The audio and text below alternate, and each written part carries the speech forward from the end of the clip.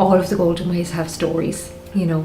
It's not just, you know, about the academics of the natural heritage. They're real, they're in the community, they're living landscapes, they're, you know, people can identify with them, and, you know, they tell a story. What's very important about this project, that it's very much led by the local people.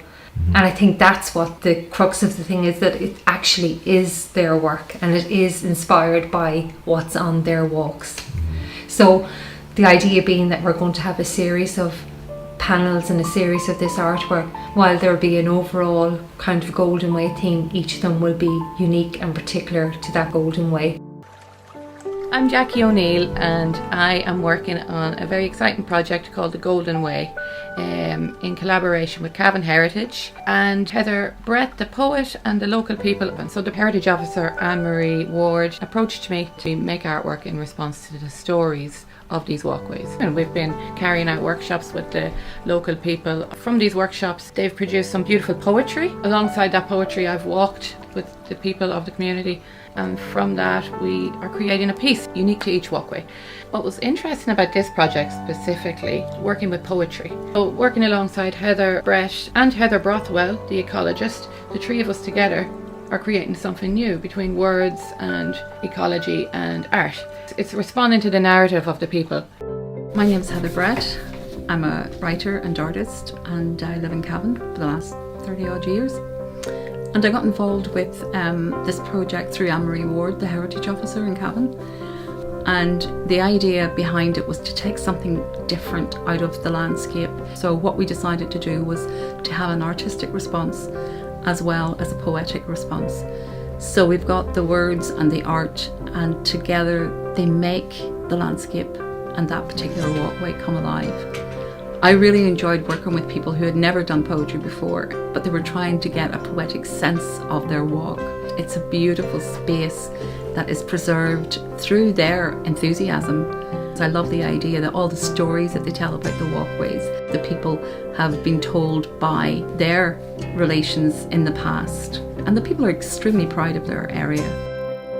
A lot of the work was paved out for me when I arrived, really. Heather had done such beautiful poetry with the local people, and then walking with the people and just listening to them, like really all I had to respond to was what was already in front of me. And I really hope that it invites people in to look at these walks and see the depth of them and all that they have to offer. It was overlooking a beautiful lake, and St. Peter's Church was very prominent from the walk. The bittersweet plant, the crack willow tree, and the water rail bird, they're all very unique to this particular walkway. I had to feature a sunset on the final artwork, setting over the old train line and shining on an old ghost figure getting off the train. I guess he represents all the locals from the past who came and went on this Templeport train line. Further up the line they are the old railway gates, which are a classic example of a really good forge work and engineering. And it's the symphony of birdsong as you're walking. It's the wildlife that you can see. I think it's about your senses. It fills your senses, each and every one of them. Smell, touch, taste, everything.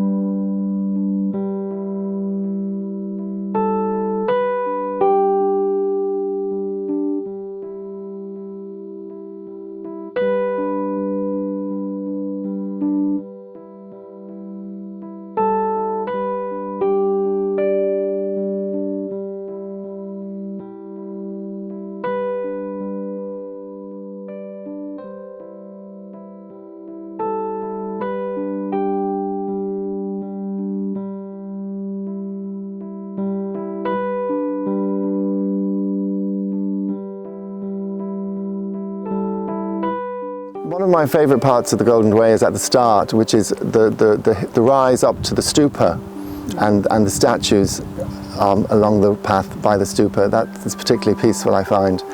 And then I have a soft spot for the wall garden. When you go into the wall garden and walk through it and you see the apple trees and the vegetables, and different times of the year it looks lovely. And then when you go into the self-seeded wood, the birch wood, there's a particular clearing under a beech tree which I like a lot, which is near the lake. The two assets that I really like is the badger set that's on the drive, and I've been aware that that those badger sets have been there for a long time, and that there are tracks that went underneath the drive, and the awareness that it brings to people and the consciousness of them, because I know that there was sometimes a lot of efforts to kind of like remove them and even kill them. So I love that aspect of it, and I love the bit that goes down past Smith's Farm, where that community of people lived, many years ago, when Ireland was in a different place than it is now, and it's completely gone. And again, just the awareness of taking that walk and imagining that community and those houses and those people living in that area has heightened my awareness of the importance of something like this and what the Golden Way means. Like, it's a bit like asking a child what's your favourite, sweet or something, because once you kind of, to me anyway, once you enter the gates of Jampoling and you take that walk, you're kind of instantly kind of this sense of calm and peace in Jampoling. And I think the whole experience, because you kind of, this space seems to be very kind of peaceful, that you kind of slow down and you take in maybe things that you wouldn't normally see. So the whole experience really of going up to the stupa and down, it's all wonderful, it's all peaceful. And the people that you might meet along the way as well, because you get lots of wonderful visitors that come here. So there's that sense of peace and sense of who you might meet and the conversations you might have. And the beautiful nature all around. All of that is just magical around the Golden Way. It's an energy, isn't it? It's it's lovely beautiful. Energy. So the Golden Way community at Jampoling is local and international, because people come here from all around the world to volunteer for a month, and that is your community for that month. They are your people, they are almost your family. Community coming together that day for that meal, for that day, you are a community. On Céad Colleen na Bridget ó Cúnta an Clár, our first lady here is Bridget from County Clare. Agus an sin tá Marie on Rank, Marie from France, the south of France. And Frank is living locally. Frank would be a Sligo boy, I believe. And Emer Crow from the great Crow family from Ballina. And myself, I'm a Goff from Tipperary. I'm a Tipperary man myself. And we have Jonathan from Germany, from near to Berlin. And we have another Templeport man. We have Richard Finlay from the Finlay family. And Simon, an Englishman, I believe, relocated to Ireland for many years now. And the Venerable Lobsang, an ordained monk with the Monaghan blood, and Enniskillen connections in his family. And the wonderful Joy O'Reilly, the Ballyconnell girl who relocated to Sligo and has always kept a connection here. And Annette, who would be a Ballina-Slow girl. Yeah. No. I started my life in Kerry. Kerry blood. So we cover the country, we do the whole country and beyond, across the seas as well. So tá Clon Mór going on seo I Jampoling, Clon Mór Iontoch. Desmond told me stories of the two Hunt sisters, Maria and Bunda, who lived there as little girls in the early 19th century. So they feature as little golden ghosts in my artwork as little girls. So in the end, I was very much inspired by the calm and healing energy of the place. And of course, the beautiful poem that the group created, and its essence was about the nature of the place coming alive and the trees dancing in the wind to music. I know the poetry for this walkway, they talked about the trees coming to life and breathing and singing. So we have the tree turn into a tin whistle, and we've got the trees turn into humans, and they're sort of dancing and swaying and coming to life. And the whistle also kind of doubles up as the chakras, because it's a Buddhist centre.